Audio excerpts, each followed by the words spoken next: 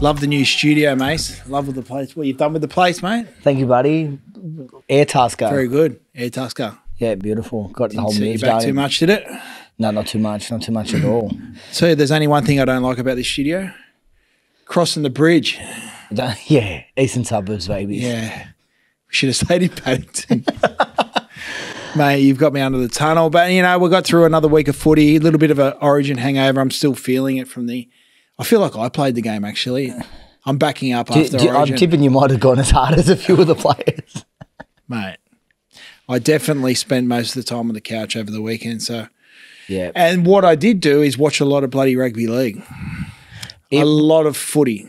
It's this time of year, I think, from a form point of view and anyone betting on the game and looking at it, I think you almost have to just put a line through a lot of the games. What did you call it? The forgiving round. Yeah, the round of forgiveness for a few teams. It was a tough watch, some of those games, mate. But we got through it. And here we are in the new studio, round 20. It was round 20. Wow.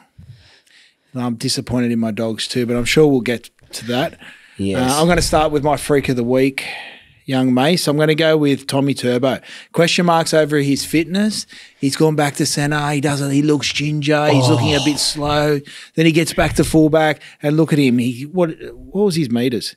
206 meters, 3 line break assists, 3 try assists. Mate, it was like, I just need 1 week just to get in, and then he's just gone bang, bang. Yep. I am Turbo.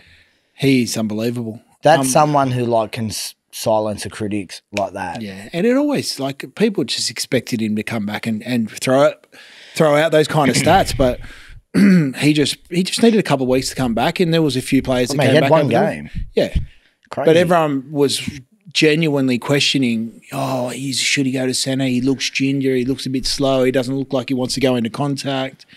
And then he turns it on. So Manly, to put on a lot of points against Titans, who were doing well. They were up 8-0 at one stage. Yeah, it kind of looked like, are they going to show up? Are they going to repeat a performance? Are they a team that can put back-to-back good performances in? Yeah. And they showed why I bet up at Manly at 4 points on a Sunday. Yeah, I mean, just having someone, just the confidence, having the presence of Turbo back in your side, what it can do for a side, for your team.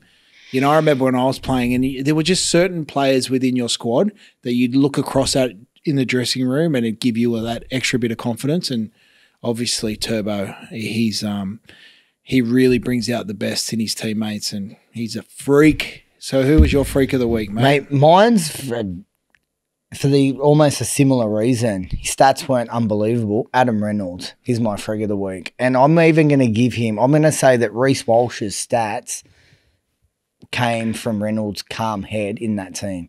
They just look so much more relaxed. It was a smooth work, it was a little bit clunky in times, but they looked like the team that they were at the start of the year or the team from last year. They showed glimpses of it. Yeah, and it shows you how important a good general is in your side. You know, we can talk about Canberra, with Fogarty coming back, and they just look like a more controlled team. Obviously, with Cleary come back, who was clunky, ices the game. But, Reynolds in particular, they're just such a strike-filled team that they just need someone just to rein them in a bit. And they were clunky in the first 10, 15 minutes. His kicking game is just a complete difference. And it really frees up Ezra Mem. Yeah. It gives him more of a role that he can just attack on from 5'8" and not have to control at the end of sets. It's kind of like when you look back, going back to the Roosters, when you had Cronk and Kiri. Cronk, that game controller, and Kiri used to play that very off-the-cuff style of footy. Yep. Ezra's the exact same. He just gets to play his own game and just play at free will. And then it gives players like Reece Walsh extra space. He just looked like a new player than he has in recent weeks. It's good. The timing of him coming back, it was impeccable because they were really looking like they might not make the 8, and they've still got some work to do. They've still got a lot of work to do to climb into that. Because if you look at the ladder, it's very clunky from, I don't know, where is it from about? We've got Knight on 20 points. And then you've got all the way up to like the Roosters are on 26 in Warriors fourth. done. Knights Waz are 20. gone. Knights are Cowboys 24. I think Cowboys have still got a bye up their sleeve as well. So do the Broncos. It's going to be an interesting sort of 7 weeks.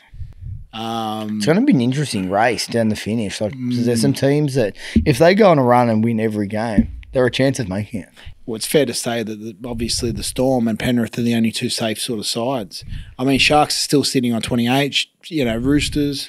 Yeah, you'd say that the Sharks you would think are pretty much home for making an 8 and should cement a 4. Bulldogs losing really didn't help. It was probably good for East that they did drop that game. Yep. But just on the Broncos, they're the one team that are subpar the 8 currently in the bottom. They're the one team that you don't want to play when it comes to finals if they're fully strength. When you got a Broncos stacked team with Payne Haas, Paddy Carrigan, Walsh, Ezra, Katoni Staggs, Mariner, like they're strike all over the park. All over the park, and they just need a general. Like you said, that general. I've been looking at them like there's this performance car. It's got all the power, all the speed, no steering wheel. And it literally looked like Reynolds just come in, plugs in his steering wheel and just directs them around the park. Yeah. Perfect. They've got some work to do, but if Reynolds stays fit, they're a team that you don't want to come up against in the semi-finals. Definitely. But plenty of work to do. Yeah. Like imagine you're one of those top 4 teams, you've lost, and then you've got to come back and then play them. Like full of confidence coming off a win and just flogged the team. No thanks. All right, let's move to some of the moments of the rounds. Yeah. I'm going to start with one that hurt for probably some of the Finns.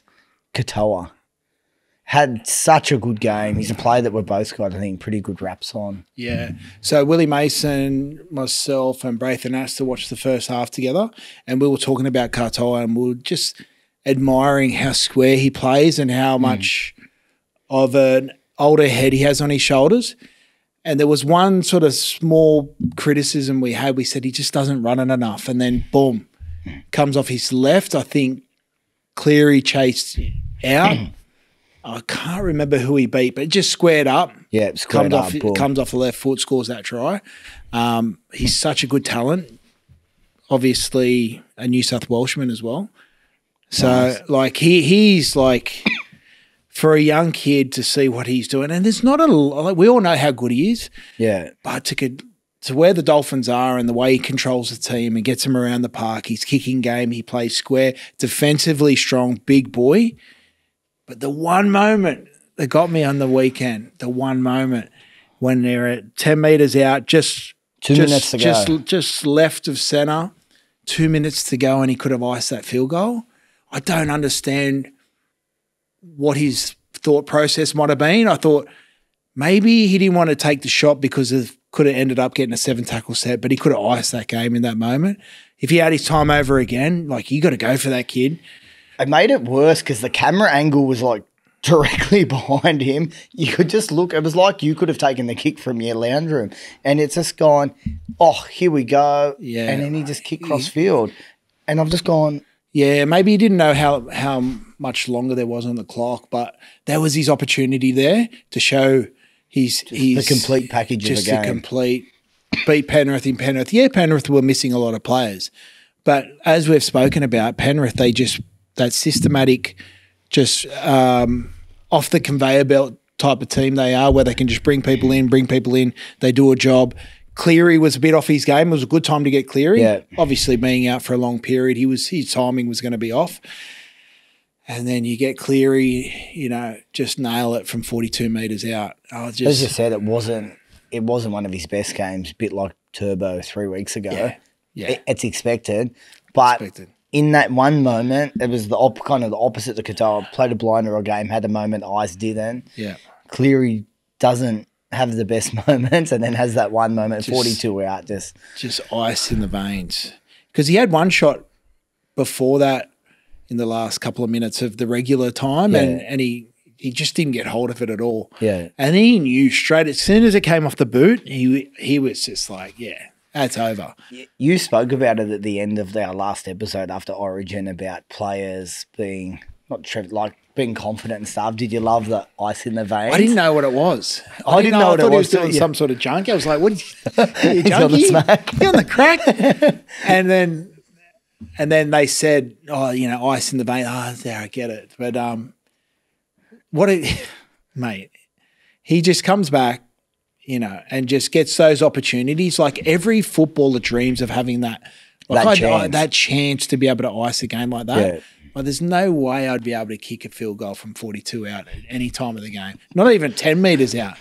Not down at Nagel by yourself. No. I'd shank the shit out of it. But, look, Katoa, if he had his time over again, I'm like, kid, I just want to know what your thought process was in that moment. Like, that was your opportunity. There was no pressure from marker. It was off the back of a quick play of the ball. The post that you just left of the post, off your right foot. I swear it was like watching it in slow-mo because, like I said, the camera was directly behind. I was in the office with like the guys I work with, and we're all like, I think we're half cheering in the win, and it was his moment, and just gone, what have you done? Well, he learns from that experience. There was a few like confusing refereeing decisions in that game. Like Mitch Kenny put kick pressure on Katoa in the second half. Yeah. And it was proper kick pressure where he attacked him from the inside, hit him around the midriff. There was 1 foot planted, like he had his stabiliser on the floor. He didn't make any contact with the leg, and he got penalised for it. I thought, why? Like, why can't you put pressure on the kicker? It was all legal. It wasn't late.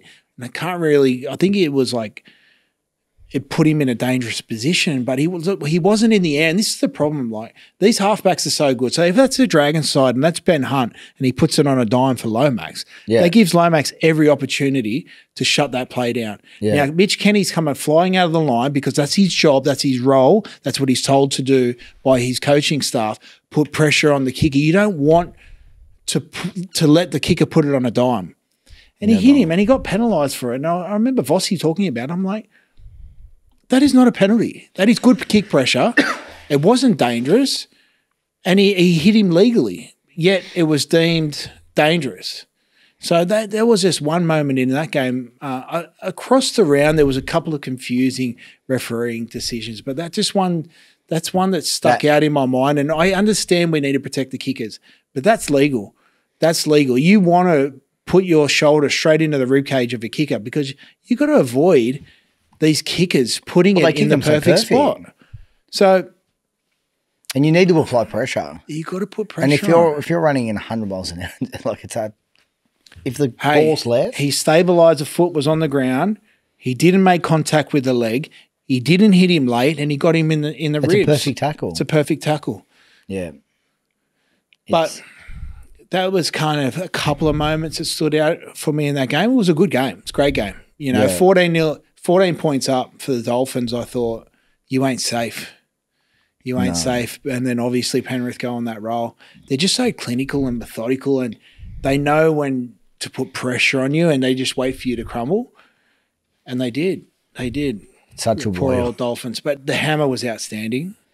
He is so talented. How good is he? He is just... Oh, I think he burnt Cleary on one, didn't he? Oh. Yeah, but he'd burn anyone. Yeah, like he gets that time. It's like if anyone that's betting against him and it's a close game, you see him going, fuck, he runs, catch him. He runs so effortless too. Yeah. Like there is zero effort in his running style, and he'll run all the way into the in-goal area and just one hand put it down like one blade of grass before the dead ball line. Like, because he's so like tall and rangy, a lot of those sort of players usually take a little bit to wind up. He accelerates like that. Yeah, he's outstanding. That TI, man, that TI Samoan blood in him. It's a good mix, man. It's a good mix. So, it's good to see Cleary back as well. Like as much as, he had a game he'd like, and I think he mentioned in the commentary after the game when they interviewed him that he knew he was a little bit off. Yeah. He's generally a really strong defender, and he's always got Liam Martin or Yowie or someone that can protect him, not protect him defensively, but give him confidence either side of himself when he's defending. He could tell he's a little bit off, and it just shows that he's human. So, he'll be better off for the run for sure. Talking about players being off, we'll go to the Roosters Melbourne game. Yeah. I think a lot of people thought East, what was funny, I think they started favourite. Everyone was saying East, how good they're going. I think it was a bit of a forgive game. Obviously, Origin players looked a little bit tired. I've taken my hat off to Bellamy for, you've got Satili Tupanua, who he's a back rower doing a job trying to fill in, but next to Dom Young, who is at times a deer in headlights in defence. Freak of a talent, 6 foot, whatever he is, jumps high, runs fast, strong. Still doesn't know how to play rugby league. Like, he is literally doing it on athletic ability. Yeah, look, I didn't dive too deep into this game because I watched 2 games before that. So generally when I'm going into the third game, it's sort of like one eye open. What's their record against Penrith and Melbourne? They've won 1 out of their last 20. That is a concerning stat. And, last week on the pod I said, Roosters are my new favourites, but you go down to Melbourne and, they don't have – you've still got Munster out. Young Anderson, he's only probably played about 15 games. It was the other kid that's in the – they've got quite an inexperienced side. Jack Howarth. Wow. But they know how to get the job done, So much. And Bellamy knows, all right, you want to put a back rower in the centres, I'm going to target Satili. I'm going to send traffic around the inexperience they have on that edge. And they just hammered it, and they just kept hammering it until it broke down. And man, you could go on forever about Melbourne. They just know how to get the job done. Their record down there, I think, is becoming like it's creating a fortress. But not only that, it's the players that are coming in. Again, the conveyor belt, the system that they've got. They know that when they're given their opportunity, they all know their role. Yeah, and man. Obviously, they're going to win minor premiership. Like, who? They're on 34 points now. They're pretty clear. Disappointing from the Roosters because I do still think they've got the best team on paper. I think they can do it. I think, like I said, it's a game you have to forgive. No, you're just being a Roosters supporter. I'm not. It's a game you have to forgive. Like, it's a forgiveness round when you've got players out. It's concerning. There's a concern. I do not doubt that there is a concern. 1 out of 20 matches against Penrith and Storm. They need to overcome that real quick. Very much so. They've got to do it. Lift the shield because they're going to have to beat. Oh, I don't want to hear it, mate. Fuck the Roosters. All right. Let's move on to your team. Yeah, disappointing. Let's go through. There was a couple of moments. They kind of look like they could have had that game sewn up. Yeah, look, they're still giving away too many penalties on the 4th and 5th tackle. Ruck infringement. They're just keeping teams within the game for too long and really making it hard for themselves. Yeah, they love an arm wrestle, but just the errors, especially the confusing thing for me was to take the 2. To go up by 4. I thought they should have just kept the pressure on because 4 points wasn't going to get them the win. Yeah. And then they dropped the ball off the next set anyway. Yeah. So I just thought if they just had backed their ability a bit more, they could have maybe jagged a try and put Cowboys' hopes out of the game completely. I'm concerned about their try line attack. That one time, so anywhere from 9 to sort of between the 7 and the 6, there's not enough deception. Teams know that they need to scramble to the edge to take care of Critter, to take care of Kickout, to take care of Sherry. So it's almost like the Dogs are trying to get to the edge too quick without creating enough deception around the ruck. Yeah. Does that make sense? Yes. It's almost a little bit too predictable. And the one time that they square up, Bailey Hayward squares up, he goes through, he nearly scores that try. Yeah. Now, they've got to find more deception around that middle third of the field before they get to the edges and rely on kick out because the defenders, Kicks has got 2 or 3 defenders on him straight away. All the time. Or if they go to play, out the back of Kicks, the defense is jamming because there's not enough. The defenders aren't getting held up enough before then. Yeah. If that makes sense. I don't know how they rectify that situation, because further down the field they can create a little bit of opportunity when a defensive line's a bit more passive. But try line D, anywhere in that red zone from 20 metres out, they're really struggling. They're struggling to ice it with their attack. Hayward, do you think that was a try? No. Yeah, I'm going to say no. I read all the comments this morning on the Bulldogs Instagram page and stuff like that. He was losing control of the ball. There might not have been separation, right? So if that was a rubber kick that went through, there was enough downward pressure, you go, yeah, I've seen those tries given. So if you go down and you're just touching the ball, that's a try. Yeah, correct. But when you're reaching out and you're in the act of losing the ball, yep, that's no try. Yeah, even though there wasn't clear separation, he was losing control of the ball. Yeah. I would have been, to be honest, there's probably one that if it went one way or it went the other, I could have copped it either way. Nah, no way. If they gave that a try, I would have been filthy. Like, if as a Cowboys supporter or even just a rugby league fan in general, like you're losing control of the ball. You know, and it's those small moments, eh? You know, those moments to win a game. And he did really well to square up. You know, he's identified that Cowboys are really hunting hard from the inside to get out to help their edges, comes off his right foot, you know, and has that opportunity, and it just rolls out of his hands and cops a knee in the head straight after that, after he'd lost the ball. But that's a game they let slip. They needed to win that. They needed to win that, to just stay away from that cluster that's in 10th to 6th. It's a crazy little it's going to be a crazy 7 weeks. Like, refereeing decisions in that game, like there was a high shot late in the game on a Dogs player. I thought, you know, you could have given a penalty there. The disruptor as well. I thought, hang on, like, yeah, Wilson needed to catch the ball, but you can't disrupt. Like, why do we penalise that earlier in the season and then we just go away from it? Like, it was a blatant disruptor. Inconsistencies. Oh, yeah. Look, it's frustrating. But I noticed that across the round with across the board, there was a few inconsistencies with refereeing decisions, but the game's so fast as well. Like, the game's going 100 miles an hour and you can't expect them to get them right all the time. As you said, you wouldn't want to be a referee. You wouldn't want to be a referee, but there's times when they definitely can be better. So Dogs let that one slip. You know, like, they needed to win, and to go up to North Queensland and jag a win up there would have been huge. You know, they've just created a little bit more pressure for themselves now.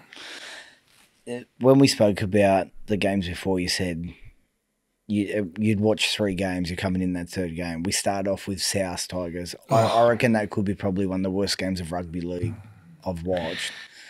They were missing key players. I understand that. And so there's a fair bit of forgiveness on the South side. This Tigers side. I'll tell you what was the worst thing I've ever seen. The amount of energy I saw coming out of the tunnel. Like, seriously, I thought both teams have pretty much walked out onto the field. You know when, like, Dale Finucane, he'd come out and sidestep and swerve.